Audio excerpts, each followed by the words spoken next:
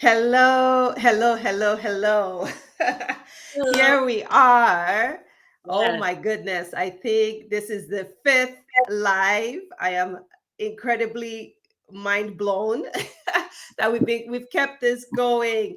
I am so excited. Once again, I'm always excited as usual. So good morning, good afternoon, good evening, wherever you're joining us from. You already know the drill. I'm going to introduce myself in case it's the first time I am popping up on your screen. And then, of course, my special guest who is here smiling. I am so excited to have her on. But really quickly, my name is Bolanle Williams-Olley. I am the Chief Financial Officer and co-owner of Mancini Duffy, which is an architecture and interior design firm based out in New York City. And also the author of Build Boldly. Yay! Double screens with the book. This is the We Build Boldly LinkedIn Live series that we've been doing now all around the 1 year celebration of my book's launch. We have had amazing lineup of impactful leaders talking and delving into every single chapter of the book. I am so excited about the special guest of honor that I have today. She is a dear sister. She is a fellow boss lady mama. She is a high performing exec. I am just glad that she was able to carve out 30 minutes of her time today to chat with us. Dr. Omonye Phillips, welcome to We Build Boldly. Thank you. Thank you so much, Bola. Me, I'm excited as well because this is a fantastic book. Yes. Just really briefly, I want to just share a little bit about our relationship and why it was important for me to have you on, and why, of course, the chapter that we're delving into, right, be open to many paths, is important for our conversation. So, as I'd mentioned, Omoya is my sister, but she is my ultimate masterminder, right? She is my career career twin. We've had similar paths to leadership in very different industries. We both started from the ground and literally worked our way up, right? Not one perfect path.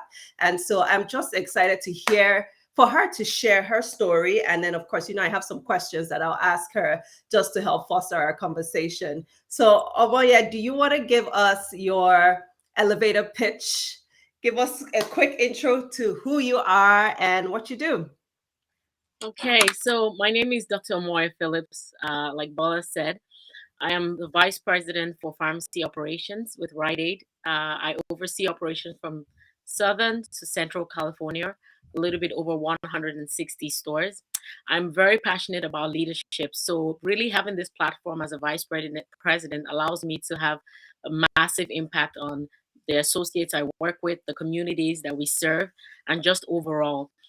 So I'm also a mother of three beautiful kids. I have a 7-year-old, a 5-year-old, and an almost 2-year-old, and married to an amazing husband who really helps make all this possible. And I'm excited because I know we're talking about Build Boldly, which is one of my favorite books, and chapter one as well, which is be open to your own paths, right? To be Yes, open to different open to many. paths. Yes, So I'm looking forward to just having this conversation with you, Bola, and hopefully you and I can inspire and motivate more people to be open. yeah, Thank you. that's right. Of course, of course. You know what?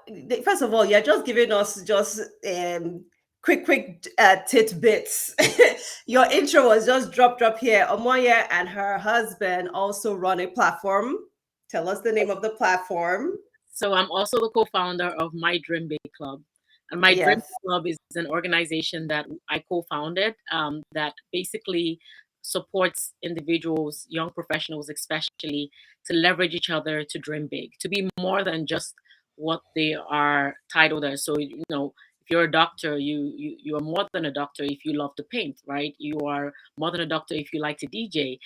It could be many different things, just really to channel our inner potential to be able to be more than we think we are.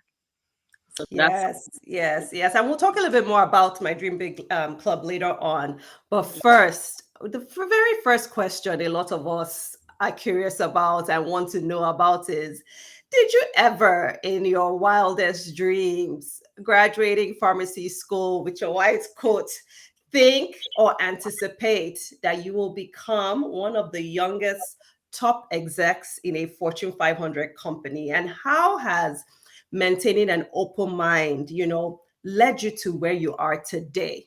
Right. So take us back. If you maybe you could take us back to the moment when you first graduated, right? Because that's where the first chapter starts off with, right? We're just about to graduate school and we're like, okay, time to get into the workforce, right? So take us back to that point and then kind of like draw some sort of map to where you are now. Did you anticipate that?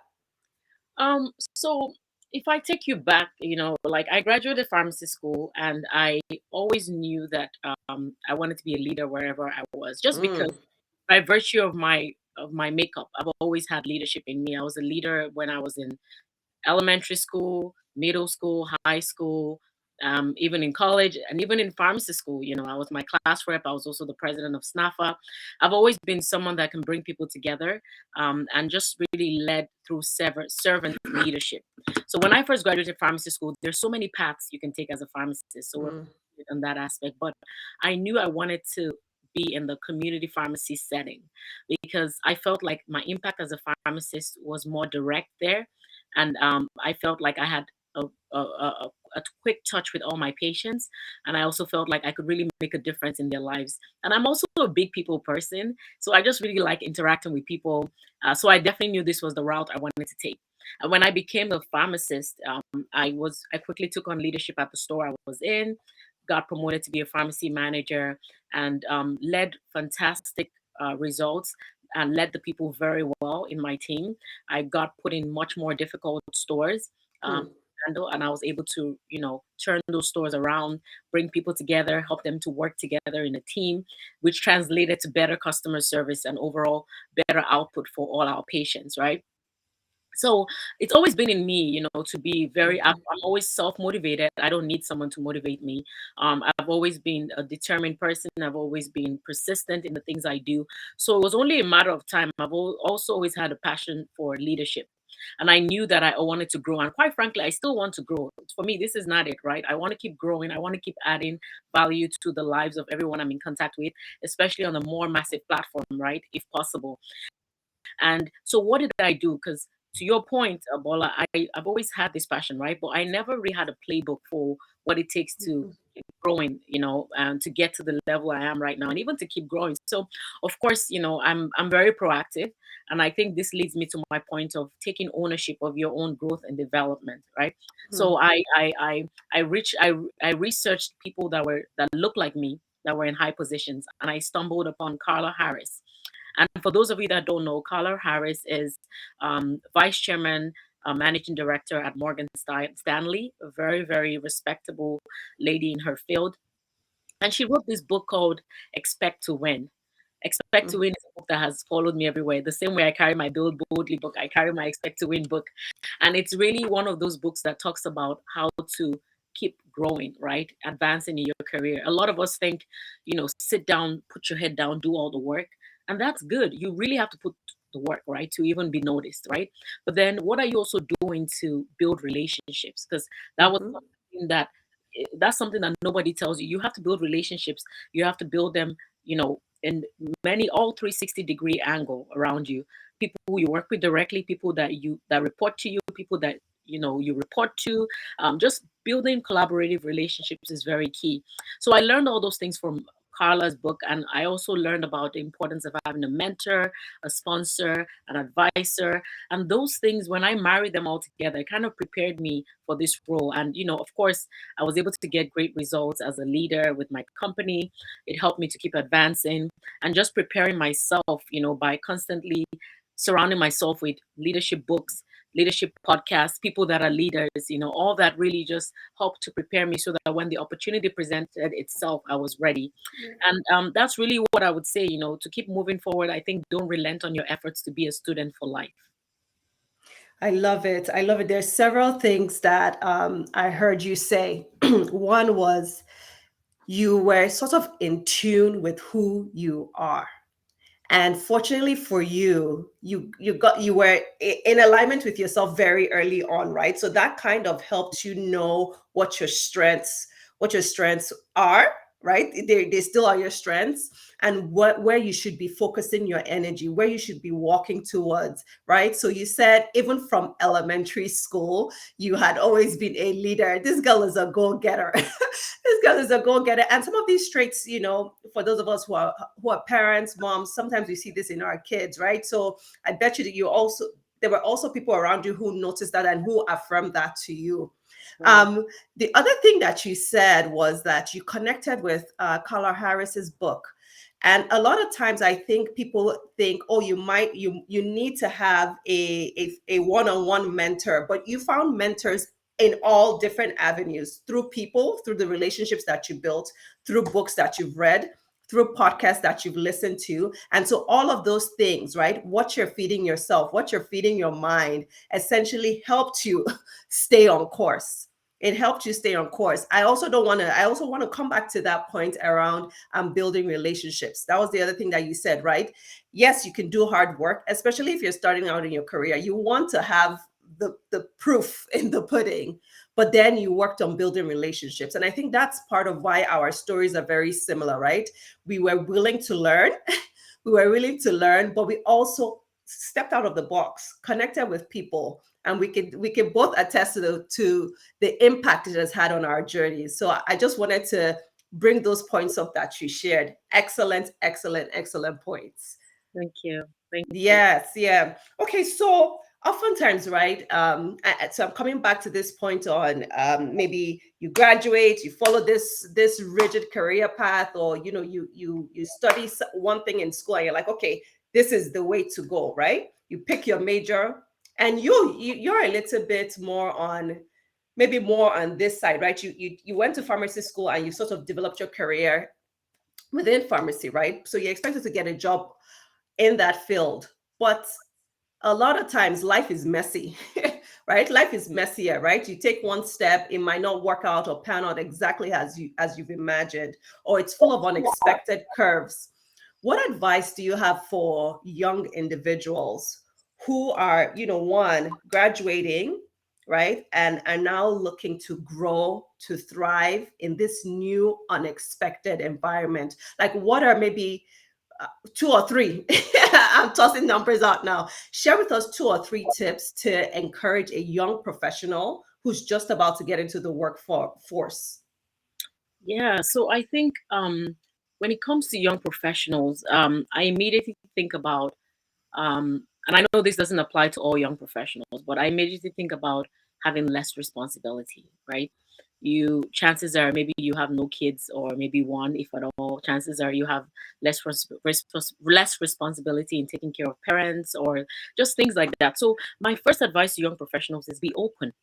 Be Hmm. very open, because the world is your oyster. You have a plethora of opportunities and options to choose from, and you don't have much holding you back, right? So take advantage of the opportunities. Be open. Be curious to learn. Be curious to learn. And it takes me back to my talk about reading. Um, be be hungry about developing yourself. Be hungry about, don't wait for somebody to do that for you, right?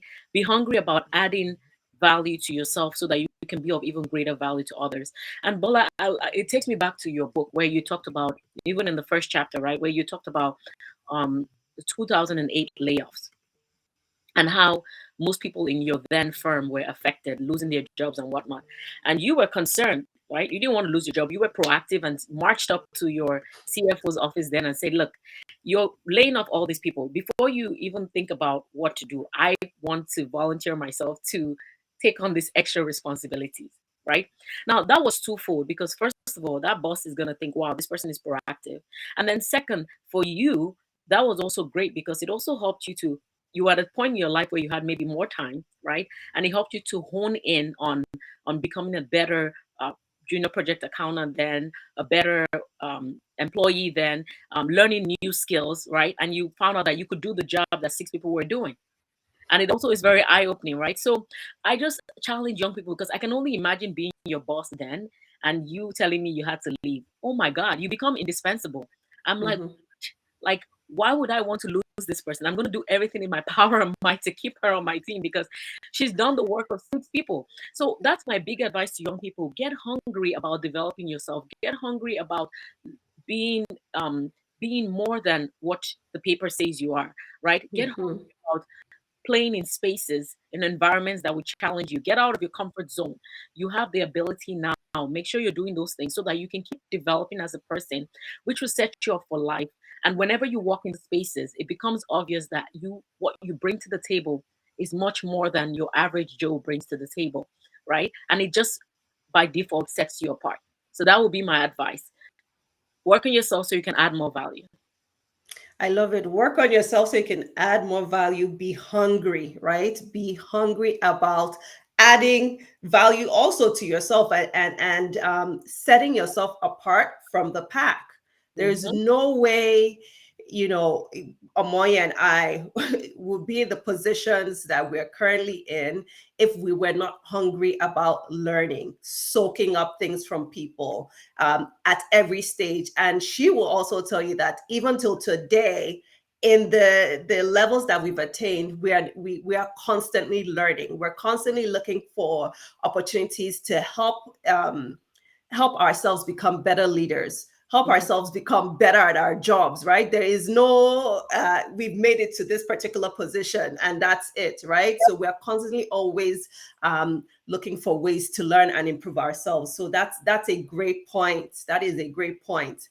Okay, so still staying around this topic, right, of unexpected curves, and not necessarily knowing what to expect in life. Let's speak now to leaders, right?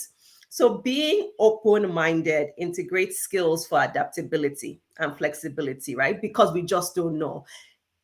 Points in case we've lived that for the last 3 years, navigating all these different things that have happened to us, and now we're even marching forward into 2023, not exactly too clear on things that we might have certainty about. So how can we all maintain versatility despite being confronted with obstacles, right? If I'm a leader in my firm and I'm like, oh my God, listen, I am tired. I have gone through these last 2 years. I need to gear up for the next season that's coming. How can we maintain versatility despite confronted by obstacles and challenges that come our way? And then I'm going to add another fold into that. Maybe I'll remind you if if when you're speaking we miss it, but like, how does the leader then help their people, right? How does the leader then turn that versatility or adaptability from themselves to their teams? Yeah, so I think the first thing here is that obstacles and challenges are inevitable in any work of life, you know. It's going to come. So I think the real question here is, how are you preparing yourself for obstacles Mm. and challenges to be versatile? How are you preparing yourself so that you can be able to face these situations, right? There's always things that come up, always. I mean, I could tell you things that come up in my family, right? I could tell you things that come up at work. I can tell you things that come up with business. I can tell you things that come up in the community we live in. How are we preparing ourselves? And for me, I think the first thing is really always to be solution oriented, right? It's easy for me to say that because it's easy for us to just throw that word out there, have a solution mindset. But what are you doing to prepare yourself to have a solution mindset? What are you doing to make sure that you are someone that knows how to maintain composure under stress, right? And it takes me back to like even like COVID, the pandemic, right? We all were in a situation where we were all traveling for work, going to school, whatever you may call it, in March of 2020. And then March 15th, it was a lockdown, right? And in my field, we still had to serve the community. Hmm. We still had Mm-hmm. to be people we're taking care of, right? So were we prepared for the pandemic? Of course not. But when you look at this as, this is a problem right now, right? We have to stay open. We have to keep our stores open. We have to make sure we're still able to serve the community. Your mindset is that you're not thinking about the problem where you're not focused on the problem that, oh, we're all shut down, oh, what am I going to do? But instead you're thinking, what can I do to solve for this, right?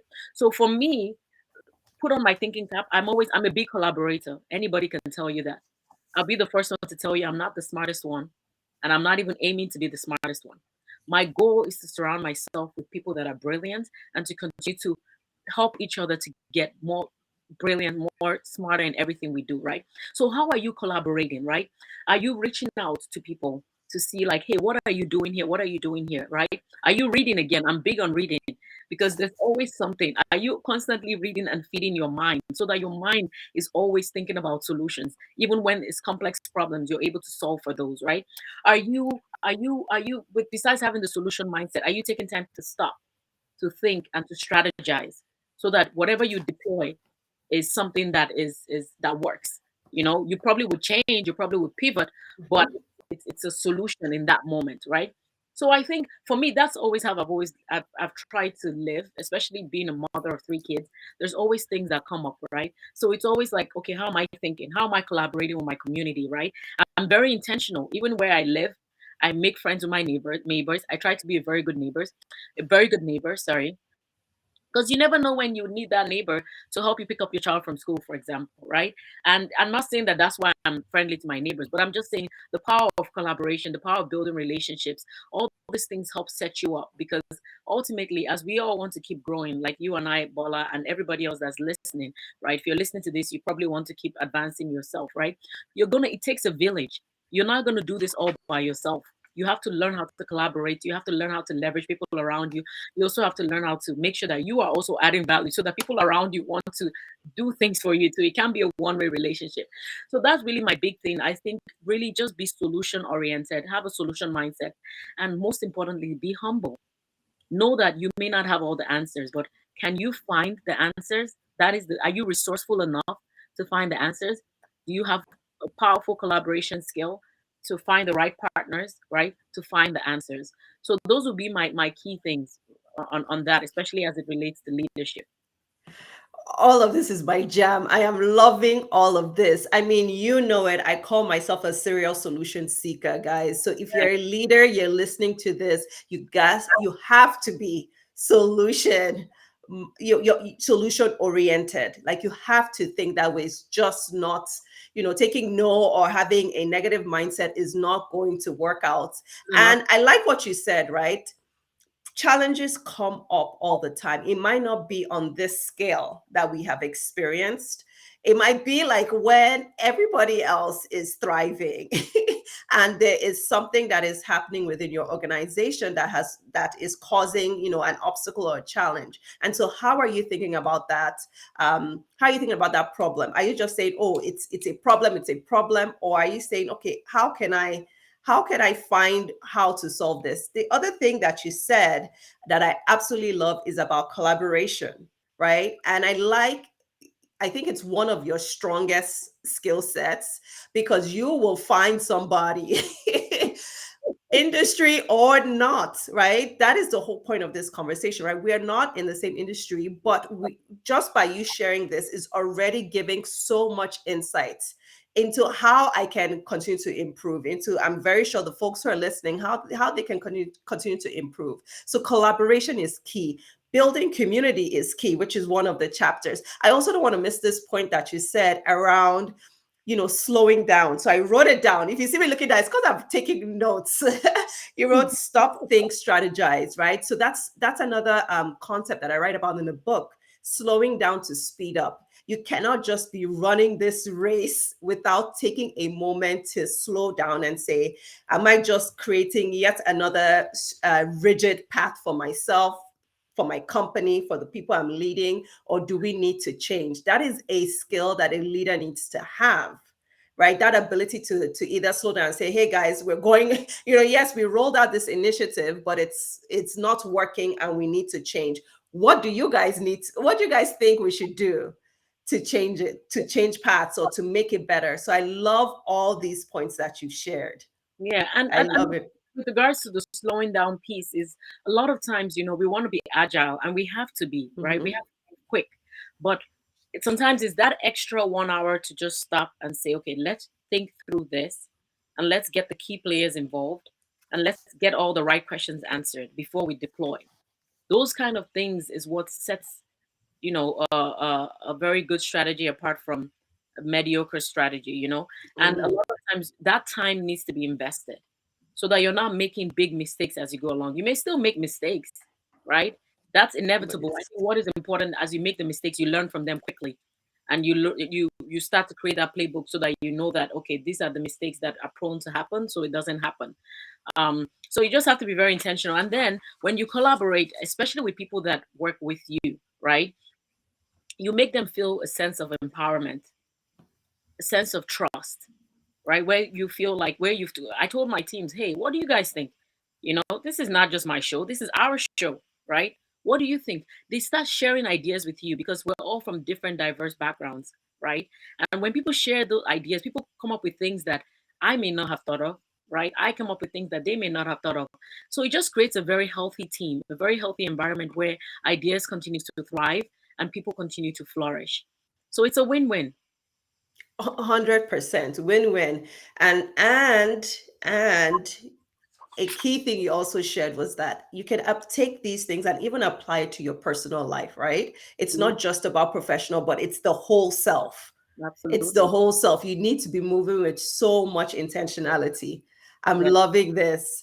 Okay, so not too many more questions. This is good. Again, I'm really, really grateful that you carved out this time. And then for those of you who are just joining us one more time, this is We Build Boldly series. We're talking to Dr. Omonye Phillips. She is discussing being open to many paths. So thank you so much, guys, for joining. All right. So rather than following one right path, how can maintaining an open mind help you carve your own path based on your own strengths and interests? So, when you talk about following the right path, I think the world we live in today is really kind of redefining what that is. And especially our Gen Zs, right? When you look at that population base, it's really like, what is the right path? And to Mhm. your point, that's why we have to hone into our own strengths and hone into our own the things that we're really good at, and also finding people that are really good at the things that we're not so good at to keep building boldly. So, for me, one example would be when in 2018, no, sorry, in 2019, my Dream Big Club decided to host a conference because we were having a big impact in the Detroit, Michigan area, and we were asked about having a conference, and we said, you know what, let's give it a shot. Now, I'm a pharmacist by profession, and now I'm a pharmacy leader in the organization I work with. However, I this was not a conference for just pharmacists. This was a conference for anyone that wanted to channel, you know, their inner excellence, that wanted to realize more of their potential. And some people could say, Omoye, just be a pharmacist. But I'm here to tell you, you don't have to be anything. You don't have to be labeled as anything. Be who you are. I am a pharmacist because I love to take care of people and I love the impact that I have through doing that, right? But I'm also a big champion of people in general. I have a massive gift of motivating and bringing out the best in people. And those people are not stuck in just the pharmacy profession. These are people in many different works of life. So I'm not just going to make my path everything pharmacy focused. I'm going to do what I feel like is my purpose because it helps me to continue to work on developing myself so that I can continue to give more, right?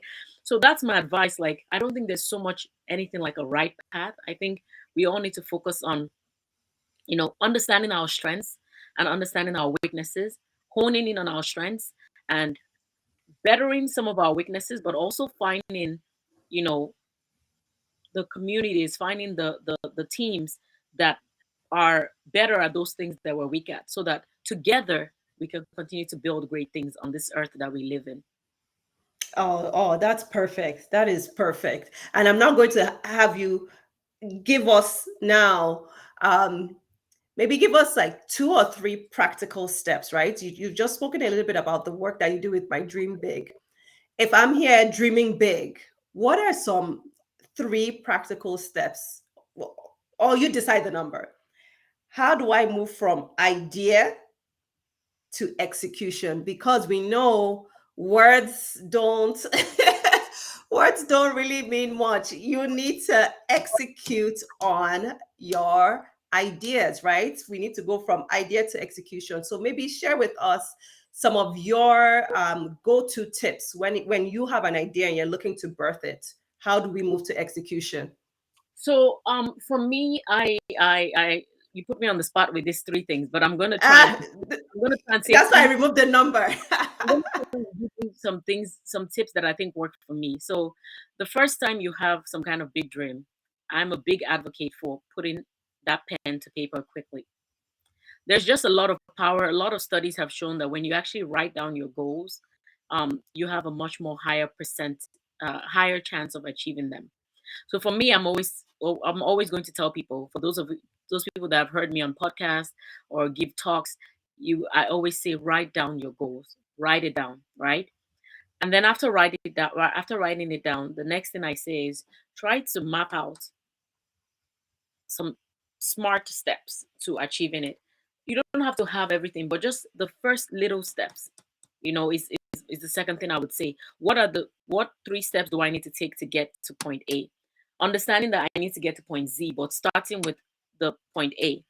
Begin with the end in mind, but break down the goals so that it's more tangible, right? And then the third thing I'm going to say is that a lot of times big dreams are going to be outside your comfort zone. It's not going to be within your comfort zone most times if it's a really big dream. So remind yourself that because it's not in your comfort zone, it's not supposed to be easy. So when the going gets tough and rough, you have to say, it's not going to be easy. You stop and you tell yourself, it was never supposed to be easy, but I can do this. I'm a big believer of those. Talk to yourself if you need to, the self affirmations. Remind yourself that this was never supposed to be easy, but I can do it, right? I can do it. I'm going to find a way to do it. I'm going to be resourceful. I'm going to do what I need to do.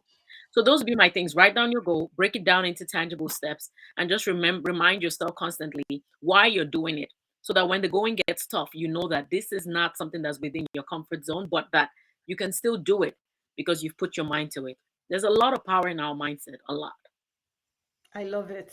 I love it. Those are excellent. You did great. Even Yeah. even I put you on the spot, you Oh, did excellent. I love If I don't put you on the spot, how would it be? We build boldly. I have to. I have to. it. This was so good. We have come to the end of the questions, but we are going to do my favorite part of these conversations that we've been having, which is the fill in the blank for the sentences I'm going to say. I have two sentences. Okay. Okay. You ready? One All thing, right. I'm ready. All right. So Omonye is open to many paths when Moya is open to many paths as long as she believes in the purpose behind it. good. And Omoye is building boldly when Moya is building boldly, especially in the mornings when she's not distracted by her three kids and everything. Very early in the morning, Moya is building boldly. building boldly. A lot of my Perfect. it happens in the morning. Yes, early, early. Perfect.